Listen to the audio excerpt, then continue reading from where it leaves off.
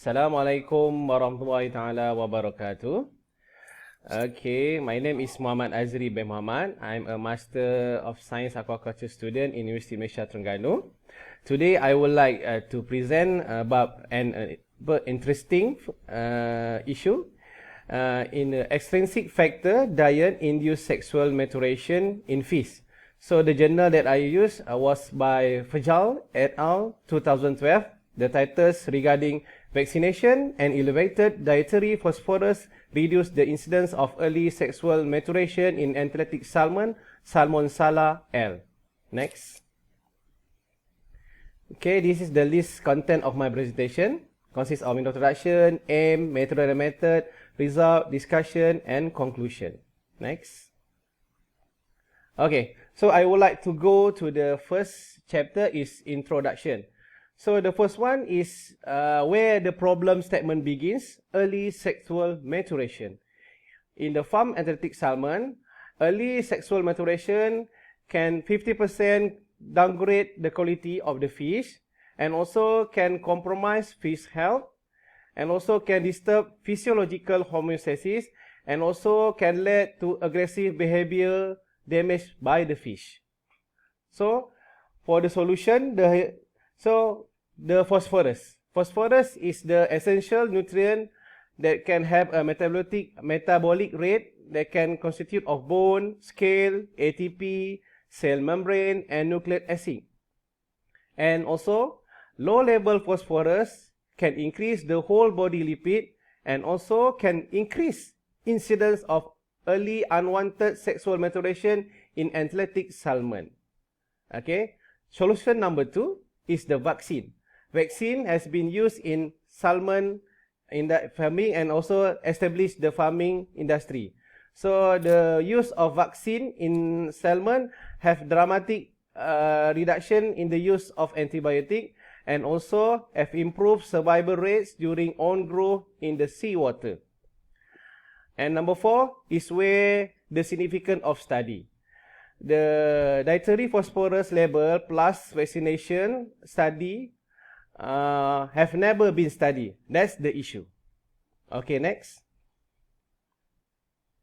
Okay, the aim of the study is to examine the combination between vaccination and phosphorus nutrition on the occurrence of skeletal deformities at the jaw, operculum, vertebral column, and the incidence of early unwanted sexual maturation after 4 months in seawater in athletic salmon produced as underyearling smolts. Okay, next. Okay, we go to the material and method. In the study, 6,000 athletic salmon were used and 3,000 athletic salmon were vaccinated by using injected intraperitoneal with 0.1 millimeter of a multivalent oil adjuvant vaccine, and another 3,000 will remain unvaccinated. And to distinguish between vaccine and unvaccinated fish, the Atlantic salmon unvaccinated, the adipose fin were removed. And then after the vaccine, all the fish were put into 12 of 1.5 times 1.5 meter tanks and captured about 6 weeks. And then all the fish were transferred again in the 6 12 times 12 meter sea cages, consists of 500 fish vaccine plus 100 fish unvaccinated.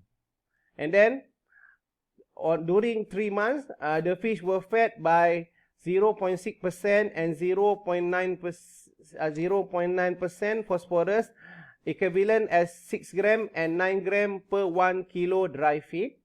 And then for another 11 months, the fish were fed by common commercial diet, and the total of the study were about 14 months. Next. And then the body weight and forelength were measured, and the vertebrata deformities were examined externally, the jaw, operculum, and vertebral column. And the vertebrae organ Epicholus centra were analyzed, mechanical testing, and measured for mineral content. and all the data were analyzed using Statica version 9 by 3-way Model 3 and 2-way ANOVA. Okay, next. Okay, as the result, okay, both vaccination and 0.9 phosphorus diet will significantly reduce the incidence of unwanted sexual maturation in athletic salmon, meaning that the vaccine significantly reduced the incidence of mature female. Meanwhile, 0.9 phosphorus diet significantly reduced the incidence of mature males. And also, the studies also mentioned that the fish fed with 0.6 phosphorus diet display significantly lower mechanical stiffness on the vertebral bodies than fish fed with a 0.9 phosphorus diet.